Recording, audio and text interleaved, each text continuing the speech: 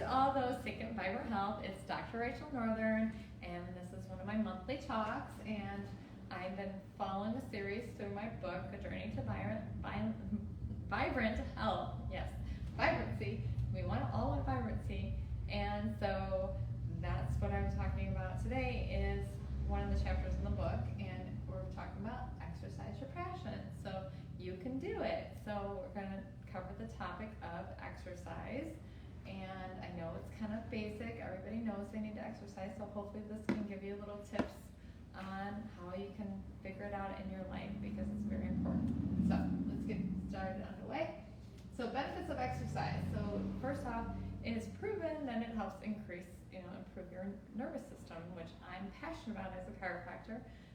As a chiropractor, it's not all about the bones and cracking the bones or popping the bones. It's about actually removing interference off the nervous system so the nervous system can communicate as effectively and optimally as possible. So that's one thing I'm passionate about, and exercise helps your nervous system, actually improves it in many different ways. It helps your brain health, so it helps your brain stimulate your brain and your nerves throughout your body and help continue that communication and increase those pathways that need to be facilitated all the time. It's that whole use it or lose it happens. So it also improves balance, body coordination. You know, the more you do it, practice makes perfect. You know, when you think about a child learning to ride a bike, first they get on it, they're wobbly, and they have the training wheels. And the more and more they practice, they learn how to balance, and then pretty soon the training wheels go off, and they're riding fine, and years later they may be doing ramps and all the crazy stuff, which ends up into my office. So I can fix them from their falls. But it's an improvement that if you continue to work on it. If you're not doing it, and you're just sitting on the couch and not moving, it's not going to be healthy, and you're going to go backwards in your nervous system and your coordination skills. Also increases mental performance. So you get circulation to the brain. It's very important for the brain to get stimulation for movement and other things, and they know that if we keep people moving, like dementia patients and things like that, they know they need to keep moving, or they're gonna accelerate their degeneration process quicker. So what else? So benefits also improved respiratory system function. Obviously, you're working those muscles, you're expanding those muscles almost on a daily basis. I'm teaching people how to breathe deeply, and you have to breathe deeply when you're working out in your increased intensity. You have to use this muscle, diaphragm muscle, that's designed to help us breathe on a day-to-day basis. When people are sitting at computers, at a desk, and on the couch, you're using more of your shoulders. You're not activating that muscle as much. But when you're exercising, your body goes, hey, we need more air. Let's activate that muscle. So it increases the lungs, increases capacity, makes you actually more efficient on using your oxygen and the pathway flows there. And then also it strengthens your heart, pumping of your heart, increasing that level, making your heart stronger. The heart is a muscle too. So most people think of their vanity muscles, the guns as they say, those external muscles, but your heart is a muscle that needs to be worked too. So you can see, your muscles get activated externally, you can help your heart get activated internally. So, also improved mental health, which we talked about a little bit before, but it actually reduces stress and releases, de-stressing hormones that help just calm your brain down and help you, release some of the negative energy that you accumulated. And also research shows it leads to more productive work by increasing the blood flow to the brain. They talk about studies of taking a break and getting up and walking from your desk, and it just helps get some of those cobwebs in the brain cleared up. A lot of times there's research saying if you're working on a project and you can't fix it, get up, walk away, and get some activity, and you come back and it's like, oh, all of a sudden that answer to the problem comes faster. So making sure to do those activities. Decreased in fatigue, which sounds like I hear so many people say, I'm too tired to exercise, when and the research shows if you do exercise, it actually makes you less tired. So it's like this whole, you gotta psych yourself out and get past it. I have patients say, I try to go for a walk after work, and when they say, I'm too tired to do it, and they don't do it, they know, they're just going to continue to be tired. But they know if they push through that and go, okay, just get up and just get started motivated, then they feel so much better the rest of the evening. So, and it actually helps you improve, so you do sleep better at night as well if you do those activities. And then there's also the fact that their research shows that it increases your self-image. It helps you feel more positive about yourself because you're taking care of your body and you're loving on your body. And so it just raises your self-esteem that you can accomplish things in your self-image.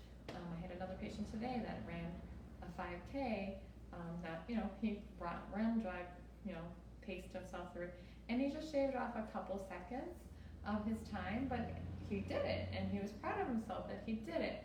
So just doing these activities just makes you feel like you accomplished things. It makes you feel better about yourself. So, there's different types of exercise. We can go through the technical aerobic, anaerobic, but mostly it's, strength and endurance training, which is getting popular in today's society. There's a lot of strength and endurance coaching that goes on nowadays, especially with some of the league sports and some of the club sports, and we'll talk a little bit about that. Flexibility work, so I'm thinking that's more like yoga, stretching. That's considered exercise too. I've had so many people come up to me, maybe from high school. They knew me from high school. I'm pretty similar to the same size I was then, and they say, how did you stay so skinny? Or how did, after I had my babies, what I tell them is I went and did yoga. I didn't do any major running or anything. I literally joined a yoga class. I went to yoga, and that's how I burned like my post-baby weight off, and just doing stretching and holding positions. That is exercise. It does activate your muscles and joints. And aerobic is like that's where you're thinking about that running or exercise. I was thinking of like those exercise videos and everybody's going crazy. I remember like old school Jane Fonda, like, let's go. The point of it is it doesn't need to be a video or something, but it's where you're starting to get that heart rate up. You want to at least get the heart rate up with at least for 20 minutes straight. So that's like a consistency. More research I read recently says at least in a day you should at least get at least 22 minutes minimum of exercise a day just to maintain health. It says get twice as much, like that 40 something minutes a day in order to be at optimal health. So that's, time. So those are types of exercise. I talked about this as a previous talk about, little hacks to make your life a little bit healthier. So I used this trick before, talking about, link things together. So wake up. When you wake up, trigger when you go to brush your teeth.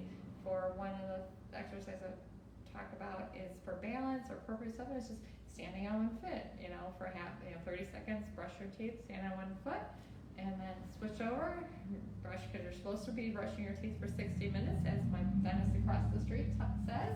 So if you just do 30 seconds, especially for my seniors that I've lost some of their balance and their proprioceptive, they can use the counter if they need to try to help them. But just doing that and realize, oh, okay, just doing that activity alone is going to stimulate some of the nervous system, stimulate some strength of your leg and some of your balancing. And so stand on one leg while you brush your teeth. Then you can link it in if you want, to do a 30-second wall sit or a 30-second plank. So all this, I'm just saying, taking a couple minutes to just kind of do a little bit of activity first thing in the morning, like 5 minutes when you first get up, to stimulate your brain. So you could do all these kind of things pretty simply and just kind of make it a habit. So when you get up, you do this, and it flows into that, and then you go on with getting dressed or taking a shower or whatever you do. So what can you do? So like I said, this title, Exercise Your Passion. So most people think exercise has to be like go to the gym and be a gym rat.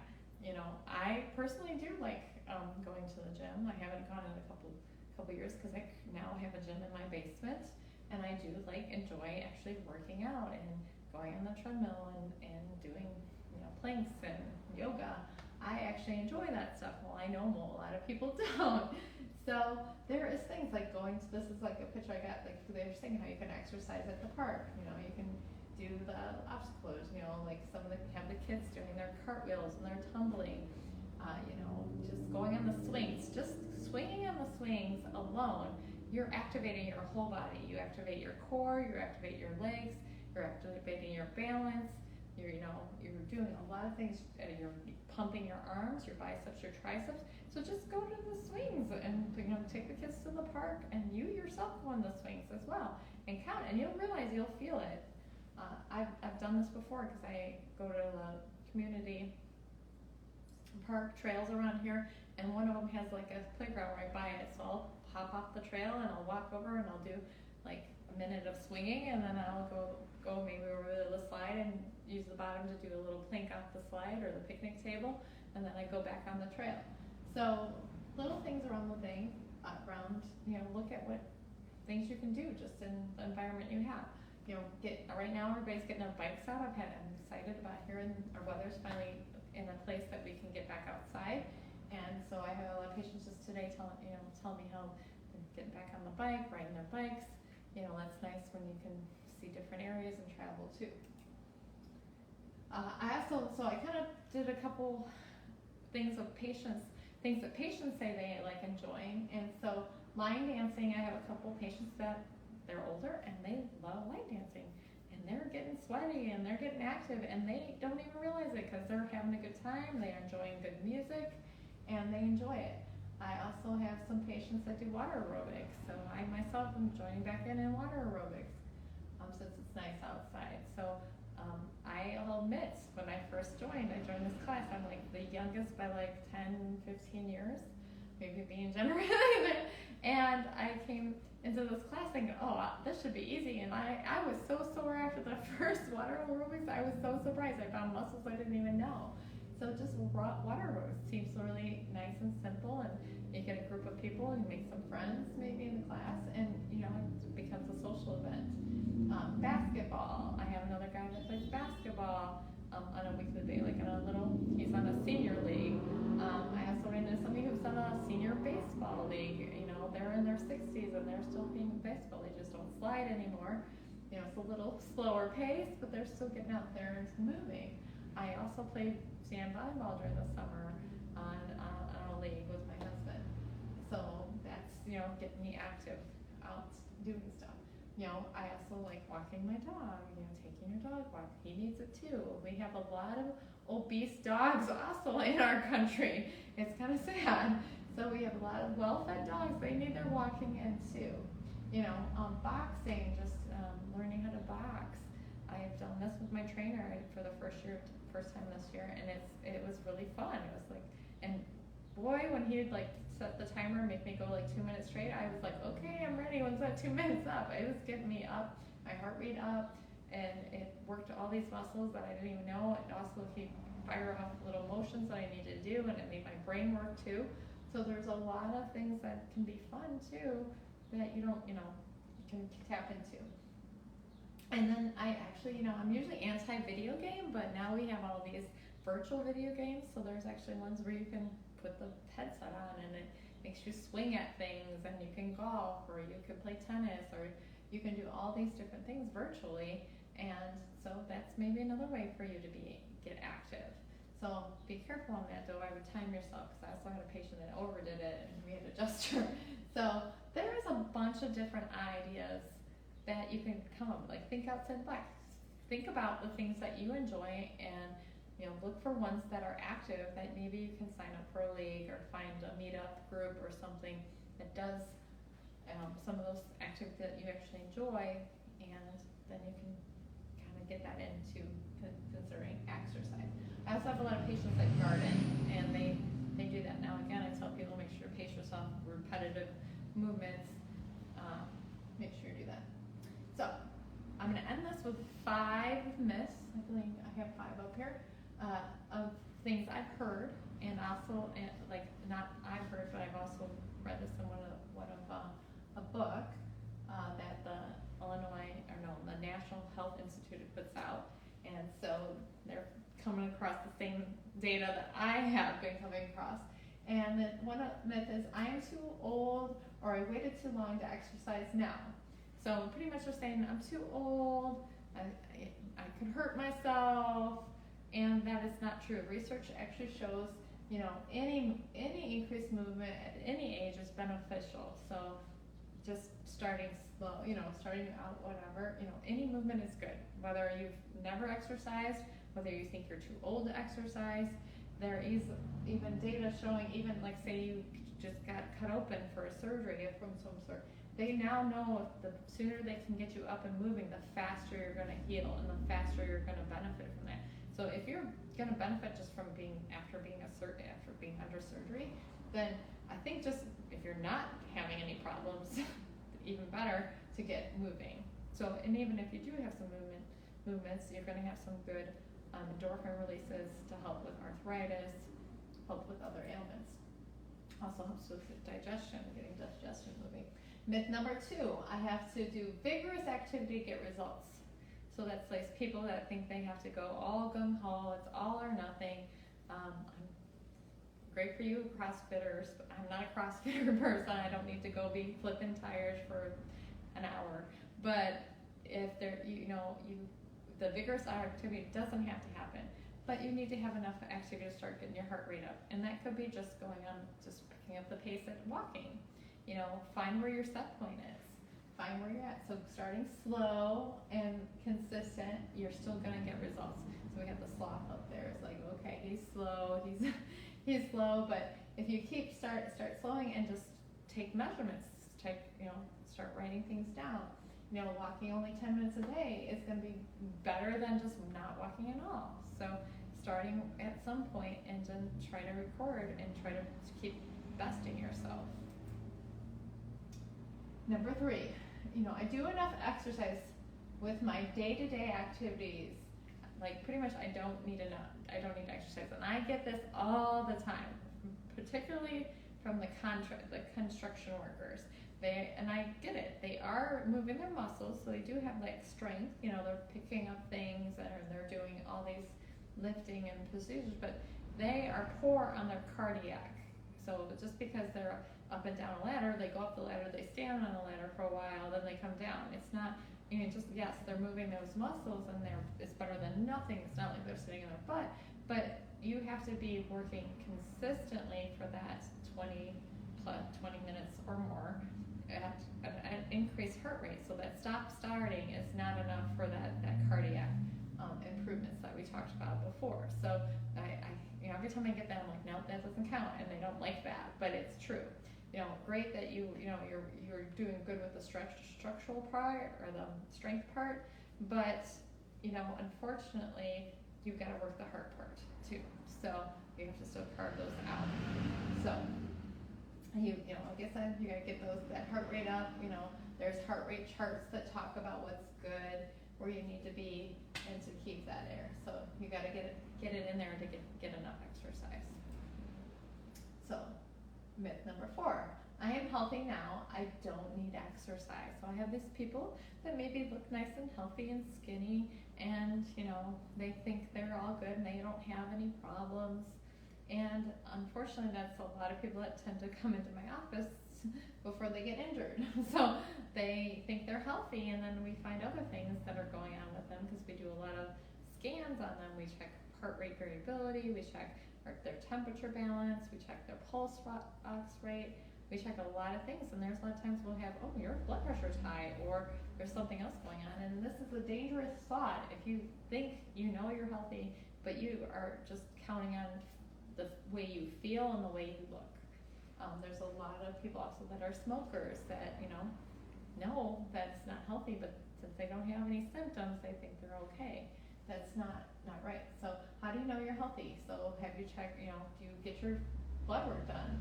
Do you know how thick your bones are? Do you know the capacity of your lungs and your heart? Do you know all these things about yourself? So that's like just a presumption that just because you fit the bill or look properly, that doesn't necessarily mean that you are actually healthy. And last but not least, I don't have time to exercise. Well, like I just said earlier in a couple slides, that 5 minutes in the morning, just starting to carve up 5 minutes in the morning, take a time for lunch break. This actually, we took this chart and it's like, I think it said it was 4 years old. Of the total hours a day, I like the pie chart, the total hours a day people spend with their time, and the big piece is sleep, which is great because that is important for the body to regenerate. And the second piece here, that next biggest piece, is actually leisurely activities. So a lot of it is, but a big chunk of it is TV and sitting on your butts. So it was like 2.5 hours, I think, what they said most people spend on a day. There's some stats that say it's even more than that. So, I mean, just sitting down and watching TV, that's, that alone, if you just took 45 minutes, like I said, that we need at least 45 minutes a day, pick 45 minutes of that time, or you can even, during that 40 minutes, maybe put like a treadmill in front of your TV, or put something in front of the TV and work or exercise during that leisurely activity. Or, like I said earlier, find an activity like I play volleyball, so that's something that's, I'm active, I'm up, I enjoy it at the same time, so kind of see if you can combine your leisurely activity together. So there is plenty of room, in research-wise, in your day that you can carve out. So technically, you do have time, you just need to figure out your value of where you want to put your time, and make time for your health, make time for your exercise, because up here I have you, take an inventory of your time, but you don't have time for sickness either. And better believe your body is going to make you make time for sickness, and it's going to accumulate. The least amount of time you spend now, the most amount of time you're going to spend later on your health and sickness. So if you want to invest in your health now, you're going to have a longer, healthier life, and you'll have more opportunities to do other leisurely activities that you want to do. Make goals for what you want for your health. Make goals for your time you want to spend, and then measure your progress. Check and see where you are. Give yourself a pat on the back once in a while. Say, good job, you're making a difference. But you're already going to feedback, because we talked about research earlier. It's going to help reinforce your self-esteem and your self-image. Maybe slim down some pounds, other things that could happen too. So you reap what you sow. So whatever you put in, that's what you're going to get out.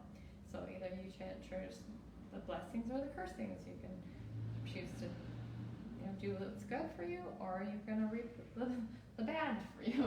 So I didn't make these natural universal laws. I'm just trying to help you guys do the right thing and motivate you to do the right thing. So that's my conclusion for my exercise talk for tonight. Thank you for joining me. If you have any, want to watch any of my other videos, I do have a Stay Fit While You Sit that has more practical exercises on that. I have probably a couple of those. I am going to do another video with a physical therapist next week, just a short little video.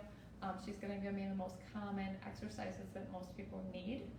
So stay tuned for that one, or once we have it recorded, we'll put it on my YouTube channel. The website at thedoctorandyou.com is my website if you ever want to contact me, and my book is on Amazon, The Journey to Vibrant Health. Thank you for joining me.